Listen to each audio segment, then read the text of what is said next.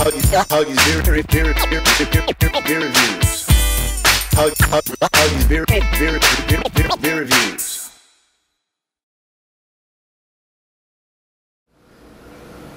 What's going on, guys?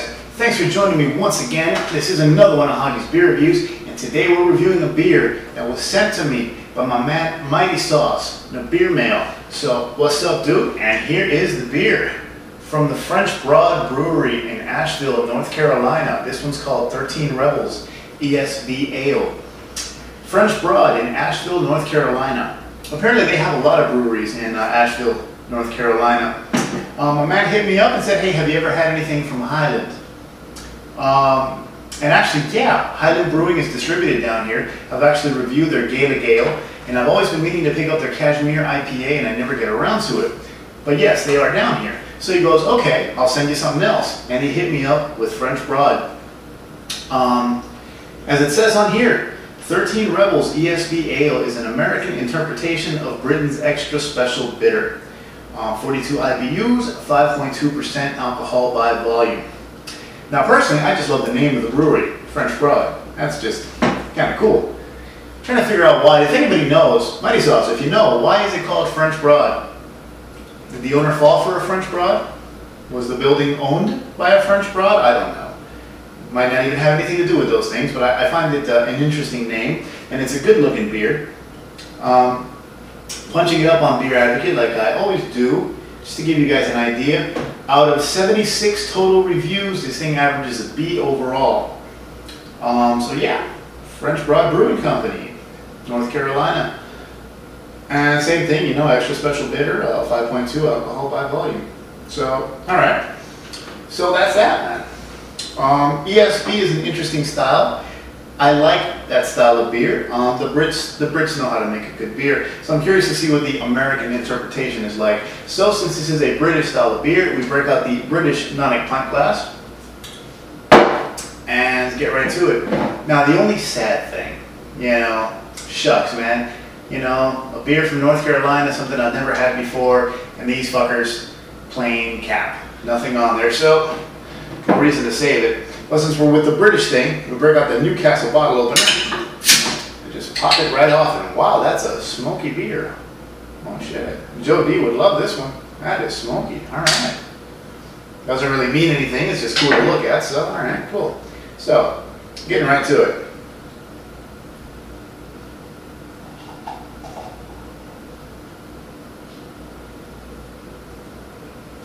Oh, I think I can do better than that. All right.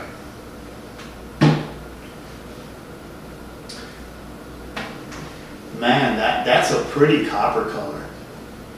You know, and it sucks because the camera, you can never get the true color in the camera. What you're seeing is going to be darker than what I'm seeing.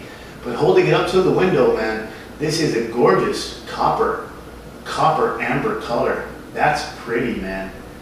A bit hazy, definitely not crystal clear. There's some definite haze to it. And yeah, that looks good. You know, this is good beer head, man. It's frothy. You know, it looks like the head on a mochaccino latte thingy. And I don't do Starbucks, so I don't even know what the hell the head on those things looks like. But it's that froth, man. Froth is good. So yeah, all right. Oh, this might have some hops in it. Yeah, I'm getting a hint of something citrusy in there. That's the American stuff right there. But there's kind of like a cracker, kind of buttery note to it. Hint of toffee maybe. There's some sweetness that's sweeter than caramel in there. But it blends in nicely with like the earthy, citrusy hops this thing got going on. This thing smells really good. Yeah, this thing smells good, man. So, once again, Jason, thank you for the beer, and off we go.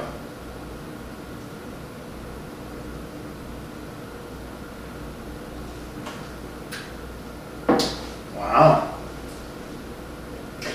This is definitely hoppier than any British ESB you're ever going to have. for starters.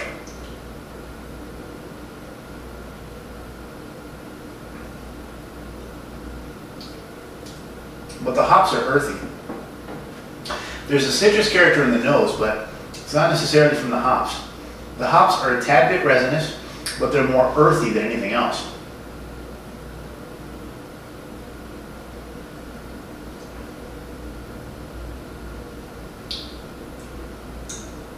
There's a mild hint of citrus sweetness in there.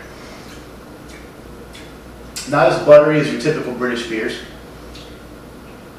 Bit of toffee though. Nice hint of, nice mix of caramel, of malt. It's not caramel. You get more of that toffee flavor. You get this general sweetness that's almost toasty. Almost toasty. Oh, yeah.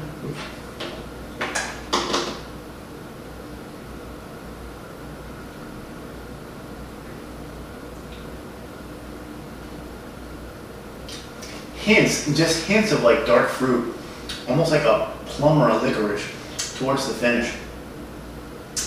This is a well put together beer.